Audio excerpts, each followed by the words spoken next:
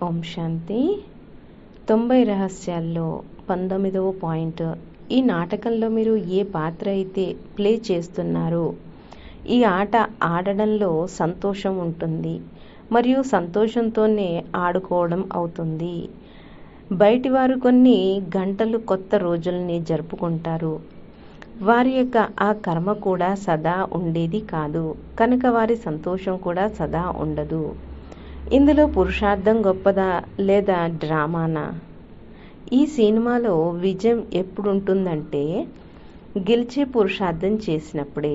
మరియు ఏ పురుషార్థంతో ప్రాలబ్ధం అవుతుందో ఆ ప్రాలబ్ధం అనుసారంగానే సర్వోత్తమ, మధ్యమ మరియు కనిష్ట పురుషార్థం నడుస్తుంది. ఏదైతే ప్లాన్లో నిర్ణయింపబడి ఉందో అది. కొందరు ఇప్పుడు పాత్రను కూడా ఎంత యాక్యురేట్గా యథార్థంగా అభినయిస్తున్నారంటే ఇక వారి బుద్ధిలో అది రైట్గా చేసే ఆలోచన కూడా వారికి రాదు.